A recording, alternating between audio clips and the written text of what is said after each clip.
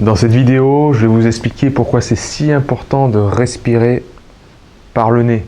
Je vous en parle un petit peu de manière transversale dans toutes les pratiques de la loi de l'Hormèse, que ce soit l'exercice physique, l'exposition dans les bains froids, le chaud, même pendant le jeûne, quand je vous parle de techniques de respiration, et évidemment dans le quatrième pilier qui sont véritablement les techniques de respiration, je vous parle de respirer par le nez.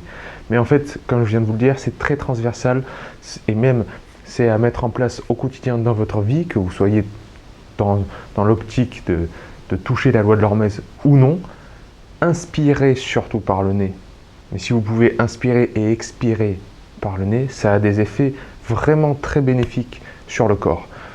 Dans cette vidéo, je vais vous expliquer l'effet de vasodilatation qu'a l'oxyde nitrique sur les capillaires sanguins. Vous savez très bien que le sang, c'est le liquide nourricier du corps, c'est lui qui va apporter des nutriments et de l'oxygène à nos cellules, pour que nos cellules soient en bonne santé, qu'elles constituent des organes et des glandes en bonne santé, et que tout ça, ça constitue un individu en bonne santé.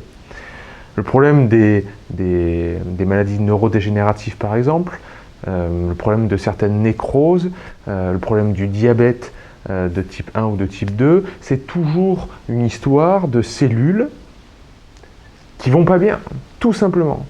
Donc notre rôle, nous, qui ne contrôlons pas parfaitement la chimie du corps, c'est au moins de s'assurer que la mécanique fonctionne bien et que le sang soit bien amené à toutes les cellules du corps. Et les cellules du corps les plus compliquées à alimenter, c'est évidemment celles qui sont dans les périphéries. C'est pour ça qu'on a d'abord froid au bout des doigts, c'est pour ça qu'on a des problèmes cognitifs aussi, parce que le sang, il faut qu'il soit acheminé jusque là-haut.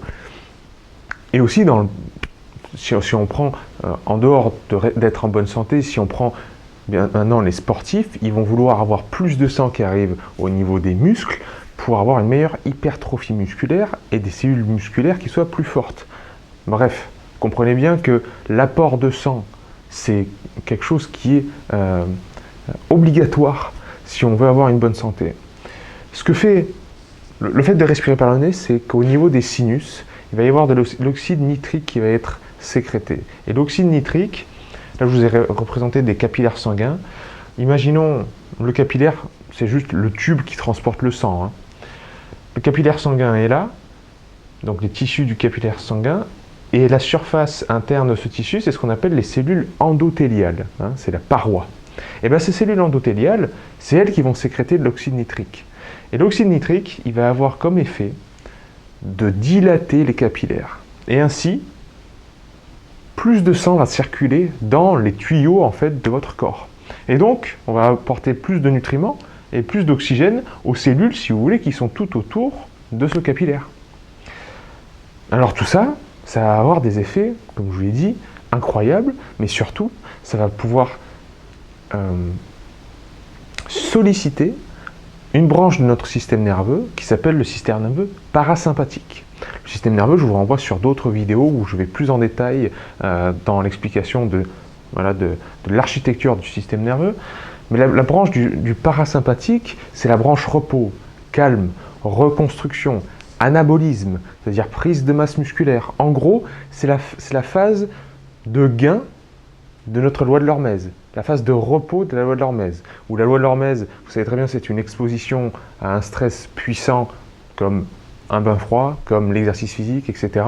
Mais après, il faut qu'on ait une grosse phase de repos, 24 heures, pourquoi pas 48 heures, où là, on va avoir vraiment les gains, que ce soit au niveau de la construction de connexions neuronales, quand on parle de boost de BDNF, je vous renvoie vers d'autres vidéos pour savoir à quoi ça sert, le facteur de croissance neuronale qu'est le BDNF, ou que ce soit tous les bénéfices de l'hormone de croissance, de la testostérone, de la reconstruction de tissus musculaires, pour ceux que ça intéresse au niveau des muscles, la relaxation, la reconstruction, l'humeur, la chaleur, ben oui, la chaleur, puisque s'il y a plus de sang qui circule, la chaleur est mieux dispersée. Quand vous avez froid, les capillaires se referment d'abord dans les extrémités, et c'est pour ça que comme il n'y a plus de sang, eh ben, il n'y a plus de chaleur.